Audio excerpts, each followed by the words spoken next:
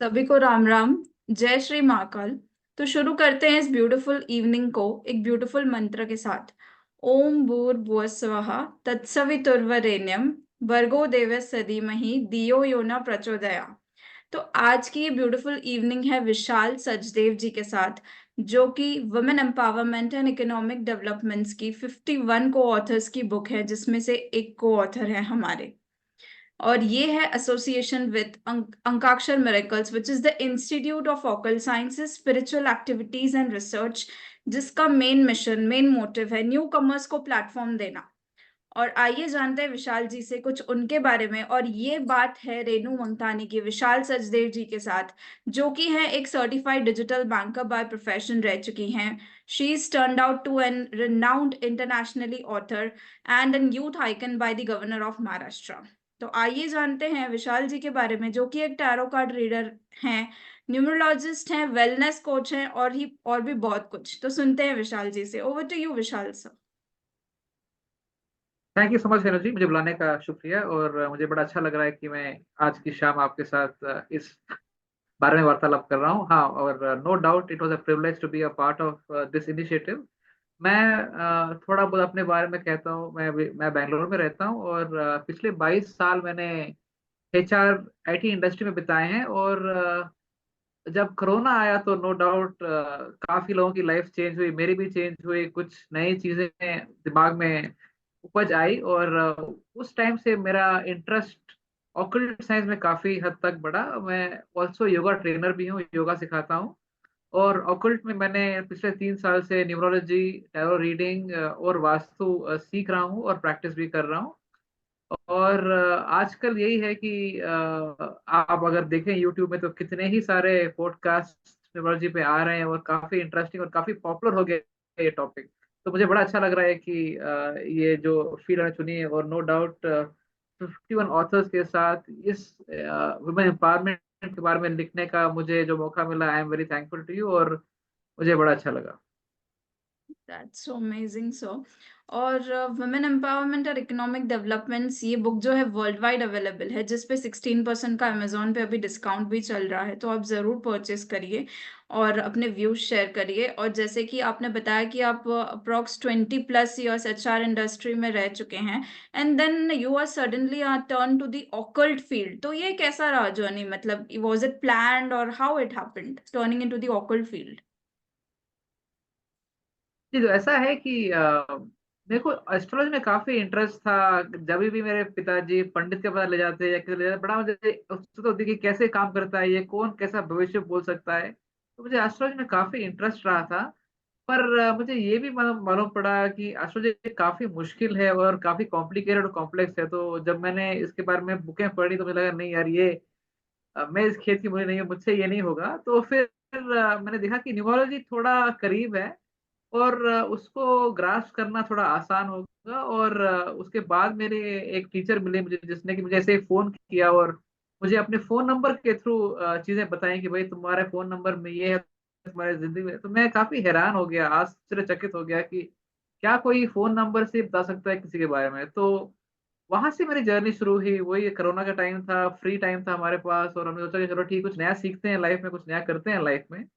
तो वहां से मेरी जर्नी शुरू हुई न्यूमरोलॉजी में। तो फिर तो एक बार वो कहते हैं ना, जब खून आ जाता है दांतों में, तो फिर लगता है कि चलो ठीक है और सीखें। तो एक नहीं, मैंने 3 4 5 टीचरों से, अभिषेक जी से और काफी सारे टीचरों से सीखा है। और सबका अपना अपना तरीका होता है, सबका अपना अपना मेथड होता है। और नो डाउट सबके पास अपना अपना सीक्रेट्स होते हैं जिसको कि हम सीखते हैं और अपना नॉलेज बढ़ाते हैं। तो नो डाउट ये पिछले 3 साल से मैं every day is a learning. मेरे को लगता है कि न्यूमरोलॉजी में every day is a learning. जब मैं रोज सुबह उठता हूँ, डेट देखता हूँ, सोचता हूँ आज डेट ये क्या हो सकता है आज, और शाम को सोचता हूँ हाँ भाई, मेरा तात्पर्य जो मैं निकाला था ये सही है गलत है। तो every day is a learning, so it's very interesting I would say.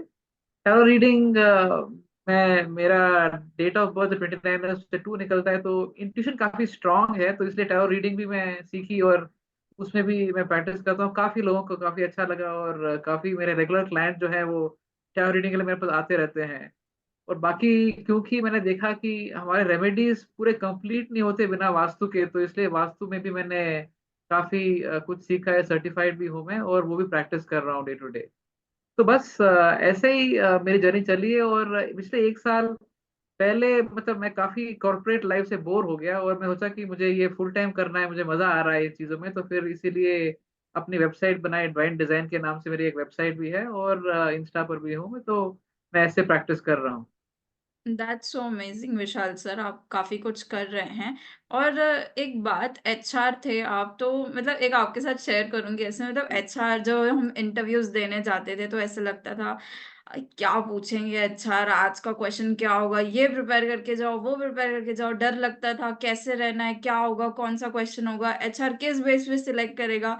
मतलब ये एक चीज़ होती थी कि क्या होगा, मेरा बिल्कुल। सिलेक्शन होगा नहीं होगा, जैसे ही सिलेक्शन हो जाता था तो वैसे लगता था फिर थैंक्स एंड ऑल एचआर को कि चलो सिलेक्शन हो गया। तो आप किस बिल्कुल। तरीके के एचआर रहे मतलब over this journey of your 20+ years? क्या आपसे भी लोग, मतलब एक वो कहते हैं ना कि किसी किसी एचआर को देखते ही डर लगता था, ओ शिट अब ये क्या क्वेश्चन पूछेंगे, क्या होगा, कैसा होगा। आप किस तरीके के एचआर रहे? नहीं, मैं देखा जाए तो काफी एक जेंटल पोलाइट इंसान हूँ। तो मेरा मतलब किसी को डराने का, किसी को ऐसा मतलब इंटिमिडेट करने का तो कोई था ही नहीं।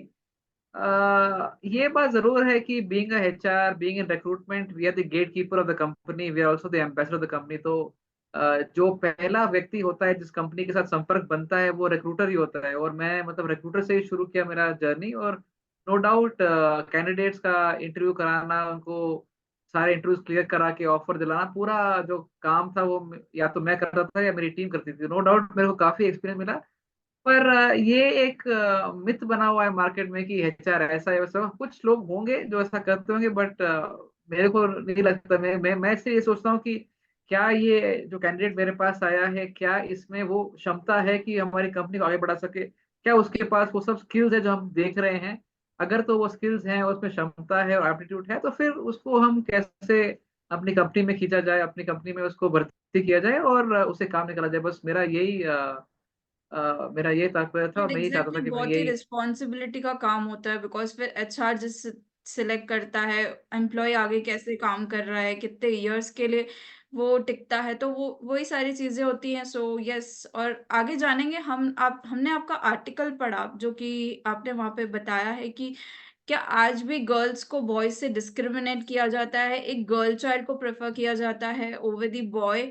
एंड क्या लगता है आपको, क्या ये 21st सेंचुरी में अभी भी चल रहा है? ये एक पुरानी मानसिकता है जो नो डाउट काफी हद तक खत्म हो गई है। पर अगर मैं अपने आईटी इंडस्ट्री की जर्नी को ही देखूं, तो जब मैंने अपना इंडस्ट्री में स्टार्ट किया था तो मैं देखता था कि हर 10 मेन को देखूं, उसमें 10 में अगर मैं 10 एम्प्लॉयज देखूं तो उसमें सिर्फ 2 वुमेन होंगी। तो the ratio of women to man was 20%, maybe barely 20%, 15-20%। तो नो डाउट लगता था कि भाई वुमेन इतने कम क्यों हैं, जबकि हमको पता है कि वी नीड डाइवर्सिटी। जो आईटी इंडस्ट्री है उसमें क्रिएटिविटी बहुत ज्यादा इंपॉर्टेंट है, और जितने डाइवर्स लोग होंगे उतना ज्यादा क्रिएटिविटी मिलेगी, उतना ज्यादा काम सक्सेसफुल होगा। तो जब मैंने शुरुआत की थी 20-22 साल पहले, तो नो डाउट 15-20% था, और किसी को ये फोकस नहीं था कि भाई हमको चाहिए कि हम डाइवर्सिटी बढ़ाएं। पर ये देखा है पिछले 5-6 साल में, नो डाउट मैंने देखा है कि companies have become aware, HR have become aware. तो एचआर को इनफैक्ट टारगेट्स दिए जा रहे हैं। मतलब मेरे अंडर भी टारगेट्स थे कि भाई तुम कैसे 20% है इसको 25% करो, उसको 30% करो, कैसे कर सकते हो। We want more women employees, we want to bring a 50-50 ratio. तो मुझे अच्छा लग रहा है कि वातावरण, एनवायरनमेंट चेंज हो गया है। पर हाँ, मतलब कुछ मानसिकता है, पुरानी मानसिकता जो लोगों के पास अभी भी है, जो अनएजुकेटेड होंगे या जिनको नहीं पता कि भाई मैन इक्वल टू वुमेन, इसमें कोई दो राय तो है नहीं। तो बहुत हद तक कम हो गया है। बट आई एम श्योर कि हम जैसे जैसे अपनी अवेयरनेस बढ़ाते हैं, और जैसे जैसे लोगों को मालूम पड़ता है कि हाँ भाई women can do anything and everything, I mean to say pilot बनो या कुछ बनो, just like man, everybody is got equal opportunities and they are as strong और if not better than man. और मैंने बुक में डेफिनेटली लिखा भी है कि हम आखिर अपने वुमेन को देवी तक मानते हैं, तो फिर हमको क्या है, हम क्यों सोचते हैं कि वो हमसे कम है। तो आई एम वेरी, मेरे घर में बेटी है, बीवी है, तो no doubt they are the women power is very important. And उनको डेफिनेटली जहाँ अपॉर्चुनिटी मिलनी चाहिए बिल्कुल मिलनी चाहिए, और just because they are women they should not be deprived. That's so impressive sir. और वुमेन एक नारी है, एक शक्ति है, वो माँ है, बेटी है, जननी है, तो सब कुछ है जैसे कि आपने डिस्क्राइब किया। और भी ब्यूटीफुल चीजें हमने आपके आर्टिकल में पढ़ी है। What does a to be a woman mean, मैं बताऊंगी। आपने 3 ब्यूटीफुल लाइंस लिखी हैं, मुझे बहुत इम्प्रेसिव लगी। Being submissive, keep your mouth shut and look pretty, please and put everybody else before you sacrifice, follow the rules and don't ask questions and wait for your turn, be the good girl। तो आप कुछ बताएं इन beautiful lines के बारे में, विशाल sir. बिल्कुल आप beautiful कह रही है या sarcastic कह रही है मुझे नहीं पता, पर ऐसा है कि ये एक मानसिकता थी, और अनफॉर्चुनेटली हमारे बॉलीवुड वालों ने भी ये मानसिकता को बढ़ाई है काफी हद तक, क्योंकि पिक्चर में दिखाते हैं कि एक औरत को ऐसा होना चाहिए, ऐसे बिहेव करना चाहिए, मतलब women should only look good and कुछ डिबेट ना करे, कुछ आर्ग्यू ना करे, कि अपना तात्पर्य, अपना जो एक कहते हैं ना कि हर ओपिनियन इज ऑल्सो मैटर, मतलब उसके ओपिनियन तो कोई लेने को तैयार ही नहीं होता, कि man take the decision, man think what is right and then do it. मतलब ये कि पेट्रियार्कल जो सोच होती है, ये काफी सालों से ये चली आ रही है, और नो डाउट बॉलीवुड में भी ये देखा है, और नो डाउट हमारी कंट्री में बॉलीवुड को बहुत लोग फॉलो भी करते हैं। तो इसलिए जो एग्जाम्पल बना गया है और लोगों को ये मानसिकता है, ये बिल्कुल ठीक नहीं है, और इस मानसिकता को चेंज होना चाहिए। मैं काफी हद तक अभी देख रहा हूँ, जैसे कि मैंने कहा कि ये चेंज हो रही है, तो यही है कि ये एक पुरानी मानसिकता है, हमको इससे आगे बढ़ना चाहिए। Women no doubt we all want to look good, ये नहीं है कि women should look good, even man should look good. ऐसे क्या है कि women man should not look good, I mean both should look good, but it should not be that women are only an objectifying. अभी ये look good का मतलब आपने उनको एक ऑब्जेक्ट बना दिया, विच इज वेरी सैड। मतलब नो डाउट ये आइटम सॉन्ग, आइटम नंबर जो भी हम देखते हैं, it is so degrading and vulgar, and I don't see why that should even be there, and that is spoiled the mindset of people at large। तो यही है कि I am not happy with this, पर मैं I want to bring it a point that ये भी एक सोच है, और हमको इस सोच से दूर जाना चाहिए। तो आपने अपने आर्टिकल से काफी कुछ अवेयरनेस जो है हाईलाइट करने की कोशिश की है। और हम बिल्कुल। जानेंगे जैसे कि आप वेलनेस कोच हैं, तो हमारी जी हाँ। ऑडियंस जो है कुछ टिप्स चाहेंगी आपसे कि एक हेल्दी लाइफस्टाइल और एक मोटिवेटेड लाइफ के लिए कैसे, क्या होना चाहिए। जी बिल्कुल, मैं बिकॉज योगा ट्रेनर हूँ, तो डेफिनेटली यही बोलूंगा कि हर इंसान को नो डाउट अपने दिनचर्या में एटलीस्ट कोई एक्सरसाइज, या तो योगा हो या फिर फिजिकल एक्टिविटी हो, वो बिल्कुल उनको इनकलकेट करना चाहिए। और 60 to 70% अपना हेल्थ इज डाइट, तो डाइट फॉलो करना बहुत इंपॉर्टेंट है। नो डाउट जब मैं न्यूमरोलॉजी रीडिंग करता हूँ, तो मैं एलिमेंट्स देखता हूँ लोगों के, और मैं देखता हूँ कि कहाँ पर इनको कमी महसूस होती है, और उसको कैसे हम बढ़ा सकते हैं, ये through Mantra, through crystal therapy and thing like that. तो एक बार मुझे कोई मतलब आता है केस, तो फिर मैं ये सब देख के कैसे उनकी वेलनेस बढ़ा सकता हूँ, कैसे उनकी एनर्जी बढ़ा सकता हूँ, और कैसे और पॉजिटिव ला सकता हूँ उनकी लाइफ में, इधर थ्रू मोबाइल नंबर, और थ्रू दी मंत्राज, और थ्रू क्रिस्टल थेरेपी, और even looking at the vastu. तो मैं कई चीजें देखता हूँ कि किसकी लाइफ में क्या चल रहा है, और प्रॉब्लम आ रही तो कहाँ से आ रही है, और उसको मैं कैसे निकाल सकूं। तो ये सब मेरी कंसल्टेशन में होता है, और मैं ये सब देख के फिर लाइफ इंप्रूव करने की कोशिश करता हूँ। Okay, that's so amazing so. और जैसे कि आप, यहाँ आपकी जर्नी अभी रुकेगी नहीं, हमारी अगली किताब आ रही है माय मैरिज ब्लिस वर्सेस कर्स, वहां भी आप जी हमारे साथ जुड़े हैं, तो क्या कहना है आपका इस बिल्कुल। टाइटल के बारे में। ये काफी इंटरेस्टिंग टाइटल है, और नो डाउट मतलब कुछ ऐसे लोग भी हैं जिनकी मैरिज अच्छी नहीं रही, तो they will give you different perspective. Touch wood, I am blessed and I have got a very fantastic married life. So I think दोनों व्यू पॉइंट मिलेंगे आपको इस बुक में, और it will be very interesting journey for all the authors to come up with their thoughts, their ideas.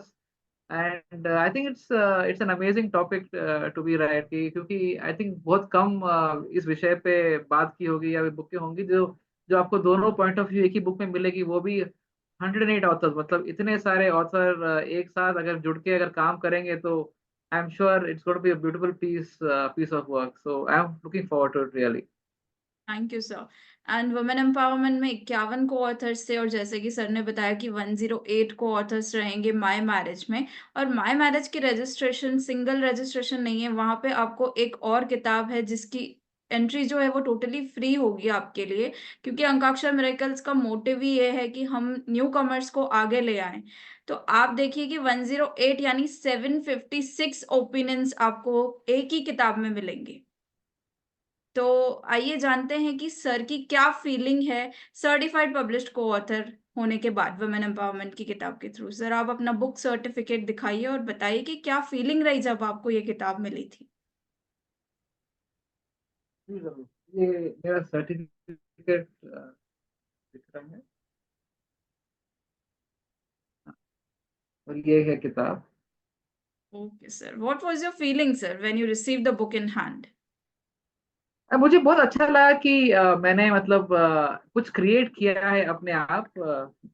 और ये creation का मौका मुझे अभिषेक जी ने जो दिलाया है, I am very grateful to him कि मुझे ये मौका मिला। तो वो कहते हैं ना कि अपना एक बच्चा पैदा होता है तो कैसी फीलिंग होती है और तुम्हारे हाथ में जब आता है तो कैसी, तो मुझे वैसा ही फीलिंग हुई कि मैंने कुछ नया क्रिएट किया लाइफ में। और नो डाउट ये all over the world, it reach all over the world, और सब पढ़ेंगे, सब महसूस करेंगे कि मेरा क्या थॉट प्रोसेस है और मेरे क्या इंसाइट्स हैं। और लोगों को जागृत होने का एक जरिया है, एक अच्छा प्लेटफॉर्म है। तो I was very happy and I felt blessed that मुझे ऐसा मौका मिला।